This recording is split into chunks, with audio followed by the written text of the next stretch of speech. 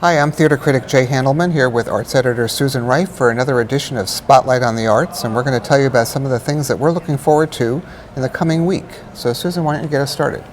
Well, as per last week, we have a lot of Mozart still going on. The Masterworks program from the Sarasota Orchestra opens February 4th with Sinfonia Concertante and Mozart's Symphony No. 41, the Jupiter Symphony.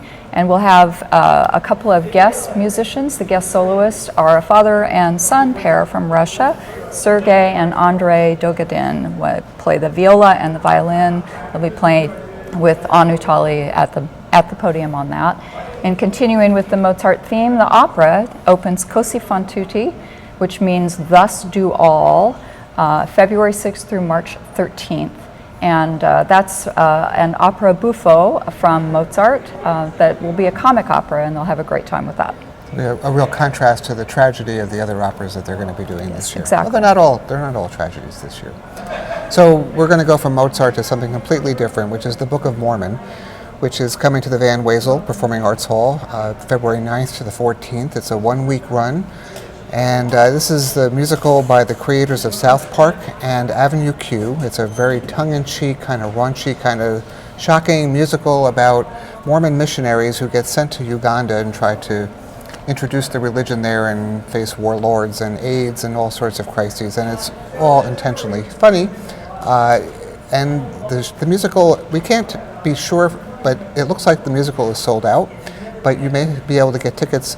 Each day there's a lottery 2 hours before showtime at the Van Wezel, and you can buy tickets if you win them for $25 each. And I think they're probably close to the front row, so you might try your luck there at the Van Wezel. You've already seen the show on Broadway? I saw it on Broadway, and I saw the tour. There are two touring companies. There was one that came to Tampa a couple years ago, and the actor who's playing Elder Cunningham is the same one who's in this tour. This is tour number 2, but it's basically the same show, and I have a story coming in the arts section this week with Ryan Bondi, who just took over the lead role of Elder Cunningham, who is the lead Mormon boy in the show. So And it's hilarious. You've seen it and loved it. Show. It's funny. Yes, I'm looking forward to seeing it again. Equal opportunity, offensive to everyone. Pretty much everybody takes a licking. That wasn't the best choice for this show, but let's move on. Moving on.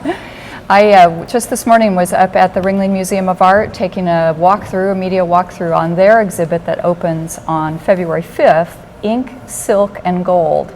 It's a show of Islamic art from the Museum of Fine Arts in Boston, and it is just absolutely beautiful. This artwork spans from the 8th century to the current time. In fact, there's a huge piece in it, a modern piece that looks like a giant cheese grater of all things. But the old art from the 8th and 9th century, the fact that these things are still preserved is just incredible. Beautiful stuff, very fine weavings, and the geographic span of the show is from Spain to Indonesia, because the Islamic world isn't really everywhere, but that general area of the world, but it covers many centuries and many cultures. It's just beautiful stuff. So that opens on February 5th and runs through May 1st at the Ringling Museum. So I hate to put you on the spot, but do you know how many shows are going on? Because it seems like we've been talking a lot the last few weeks of different shows opening at the Ringling. How many do they have going on, special exhibits? I think just 2, because they're in the Searing Wing, which is where things change through, and the Samurai show is back there as well in the other part of the Searing Wing. So those are the 2 that are basically rooms that change for now. Okay, so that's a real contrast of styles and exactly the samurais and the Islamic art, so I have to get up there. It's just beautiful. I have to find some time off from the theater so I can go to the museum and see what's going on there. And one of the shows I'll be seeing this weekend is Outside Mullingar. I hope I'm saying that right. I'm not Irish, but it's a new play by John Patrick Shanley, who is probably best known for his Pulitzer Prize-winning Doubt, and also for his Academy Award-winning script for Moonstruck with Cher. And this is a play with, it's about 2 farmers, a man and a woman, who live on adjoining farms in a small Irish village, who love each other, but are having trouble getting to the point of admitting that to themselves or to each other. They've got all sorts of family dramas to deal with. He has a problematic relationship with his father. She's got some issues to deal with her mother. And it's just it's sort of about the struggle of love and opening yourself up to somebody else. So it sounds kind of a charming show. It had a brief run on Broadway in 2014, and Deborah Messing, best known from Will of Grace, was one of the stars in that.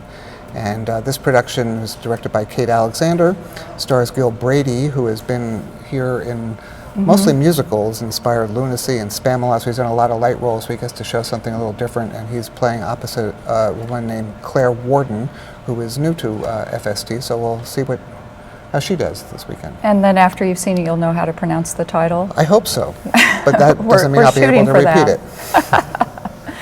And lastly, we have Cokie Roberts, who is the NPR commentator on politics, who will be here in support of the Library Foundation for Sarasota County. It's a sold-out lecture next February the 8th, which is, I think, Monday. But you can always get on the waiting list for that. I just got off the phone with her. She's always a great person to talk to about politics and women's role in history. And what she's going to also be talking about is the importance of libraries, obviously, when you're here as a fundraiser for a library foundation. But she said she first tried to get a library card when she was 5 years old, and the library said no because she had to be 6. Oh. But her mother vouched for her. Her mother, a well-known politician in New Orleans, her mother vouched for her, and lo and behold, she got her library card. Thank God for that. So that's what we've got going on in the next few days. You can read reviews and stories both online at ticketsarasota.com and in print, particularly in our Sunday Arts section, and in Ticket on Thursdays. See you next time. Take care.